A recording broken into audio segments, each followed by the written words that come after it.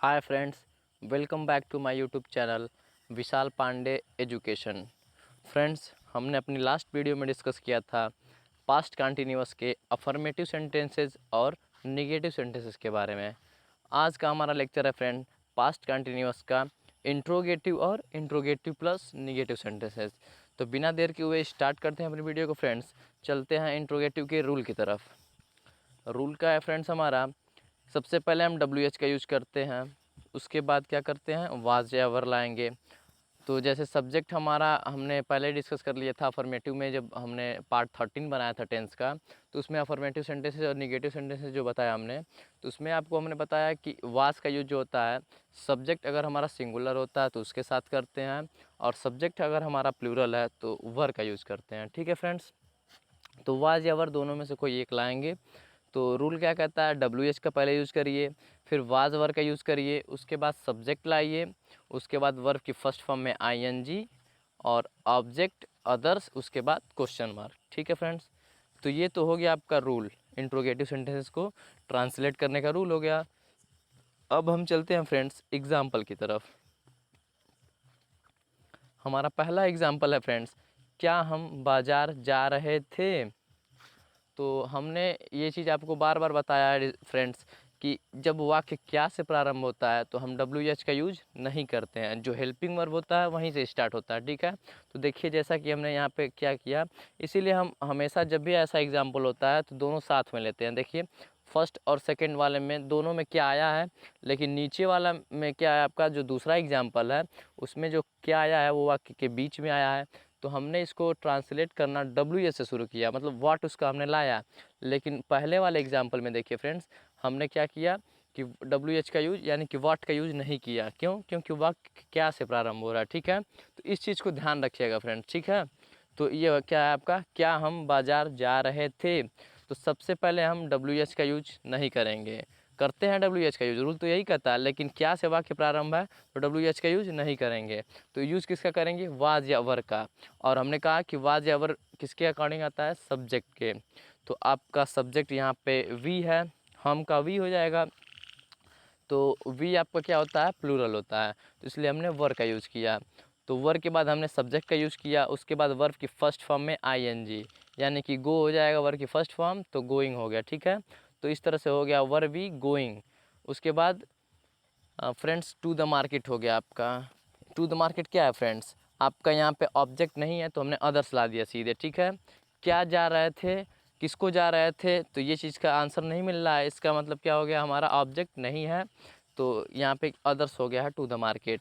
और question mark लगाना ना भूलिएगा फ्रेंड्स। तो इस तरह से इसका ट्रांसलेशन हो गया, were we going to the market. ठीक है, दूसरे एग्जाम्पल पे चलते हैं, वह कमरे में क्या कर रहा था।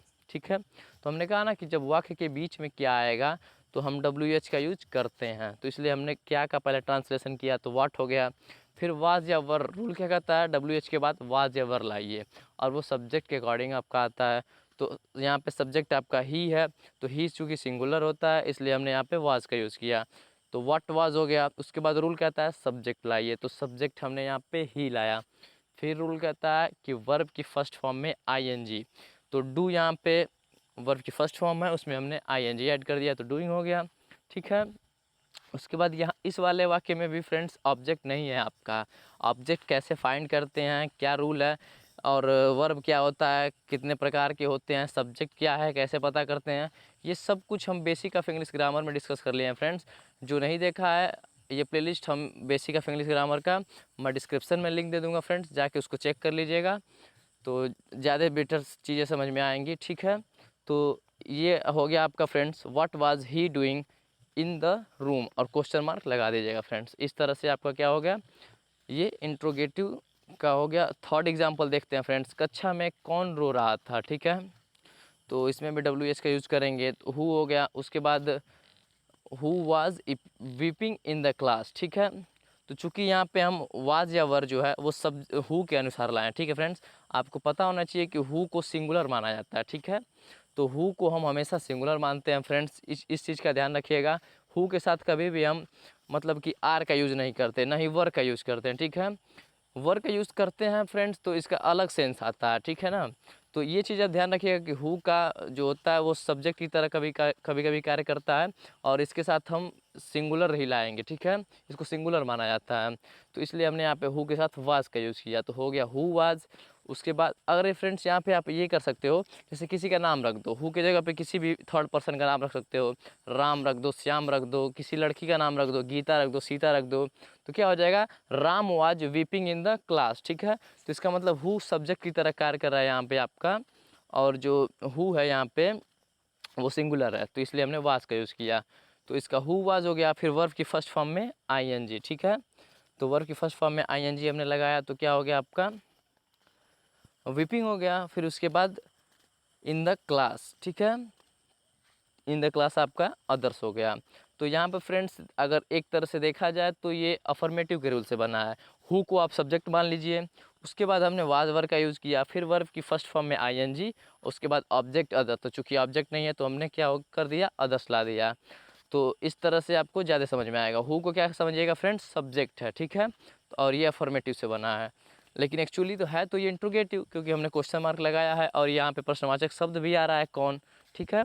तो समझने के लिए हमने बताया कि हु को आप क्या मानेंगे यहाँ पे फ्रेंड्स, हु को आप मानिएगा यहाँ पे सब्जेक्ट है, ठीक है। तो इस तरीके से चौथे एग्जाम्पल पे चलते हैं फ्रेंड्स। कितने लड़के मैदान में खेल रहे थे, तो कितने लड़के मैदान में खेल रहे थे यहाँ पर है फ्रेंड्स।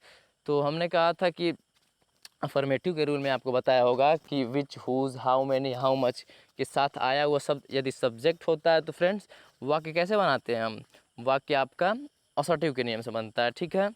तो जैसे यहाँ पे देखिए हाउ मैनी बॉयज़, ठीक है, तो बॉयज़ लड़के जो हैं, कौन खेल रहा है फ्रेंड, लड़के ही तो खेल रहे हैं, तो लड़के यहाँ पे सब्जेक्ट हो गया।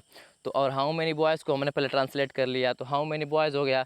फिर असर्टिव का रूल क्या कहता है कि सब्जेक्ट के बाद वाज या वर लाइए, तो हमने हाउ मैनी बॉयज़, तो बॉय हाउ मैनी को हाइड कर दीजिए फिलहाल, और बॉयज़ को आप मान लीजिए सब्जेक्ट, ठीक है, तो बॉयज़ आपका सब्जेक्ट हो गया। उसके बाद हम वाज या वर में से किसी एक को लाएंगे, तो वाज या वर में से कौन सा आएगा फ्रेंड्स, आपका वर आएगा, क्योंकि बॉयज़ आपका प्लूरल है। उसके बाद हम वर्ब की फर्स्ट फॉर्म में आईएनजी लाएंगे, तो प्लेइंग हो गया। फिर इन द फील्ड आपका क्या हो गया फ्रेंड्स, अदर्स में आ गया आपका फ्रेंड्स, और क्वेश्चन मार्क लगा दीजिएगा। तो ये क्या हो गया कि which, whose, how many, how much के साथ एक नोट हमने बताया था आपको फ्रेंड्स, आया वो शब्द अगर सब्जेक्ट होता है तो वाक्य असर्टिव के नियम से बनाया जाता है, ठीक है। तो इस तरह से इसका ट्रांसलेशन हो गया, how many boys were playing in the field. उसके बाद आगे चलते हैं friends interrogative plus negative sentences पे। तो इसका रूल क्या है फ्रेंड्स, केवल सब्जेक्ट के बाद नॉट ऐड हो जाएगा, बाकी सारा रूल वही है फ्रेंड्स। तो चलते हैं एग्जांपल की तरफ।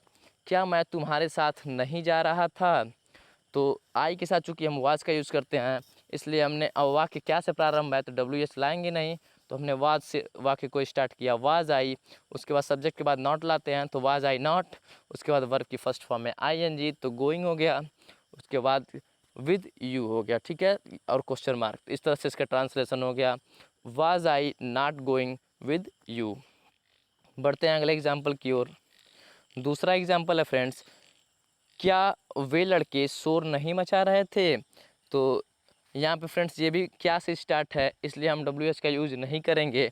तो यहाँ पे वे लड़के प्लूरल है, तो इसलिए हमने वर का यूज़ किया। तो इसका हो गया ट्रांसलेशन, वर दोज बॉयज़। अब उसके बाद क्या कहता है रूल फ्रेंड्स कि सब्जेक्ट के बाद नॉट लाइए, तो हमने नॉट लाया। फिर वर्ब की फर्स्ट फॉर्म में आईएनजी। तो शोर मचाना का चूँकि मेकिंग अनवाइज होता, मेक अनवाइज होता है, तो हमने इसको क्या कर दिया, मेकिंग अनवाइज। और तो ये आपका वर्ब हो गया। उसके बाद क्या हो गया फ्रेंड्स, आपका ऑब्जेक्ट अदर्स नहीं दिया हुआ है, तो यहीं तक हमारा सेंटेंस बनेगा। तो हो जाएगा इस तरह से इसका translation friends, was were those boys not making a noise. बढ़ते हैं अगले एग्जाम्पल की ओर। खाना कौन नहीं खा रहा था, ठीक है। तो यहाँ पर भी फ्रेंड्स देखिए हु जो है सब्जेक्ट की तरह आपका कार्य कर रहा है, तो इस तरह से हु आपका सब्जेक्ट हो गया, वाज या वर हमने लाया, फिर नॉट लाया, फिर ईट में आईएनजी ऐड कर दिया वर्ब की फर्स्ट फॉर्म में, और उसके बाद वर्ब का ईट में हमने आईएनजी ऐड कर दिया वर्ब की फर्स्ट फॉर्म में। उसके बाद हमने क्या किया फ्रेंड्स, ऑब्जेक्ट लाया, अदर्स नहीं है, तो इस तरह से इसका ट्रांसलेशन हो गया, who was not eating the food. चलते हैं लास्ट एग्जाम्पल फ्रेंड्स, स्कूल कौन नहीं जा रहा था। तो यहाँ पर भी वही चीज़ है फ्रेंड्स जो हमने ऊपर डिस्कस किया कि हु क्या है, आपका सब्जेक्ट की तरह कार्य कर रहा है, और क्या है, सिंगुलर है। तो हो गया who was not going to इस तरह से इसका ट्रांसलेशन क्या हो गया friends, who was not going to school, ठीक है, और क्वेश्चन मार्क लगा दीजिएगा फ्रेंड्स। तो ये था हमारा इंट्रोगेटिव और इंट्रोगेटिव प्लस निगेटिव।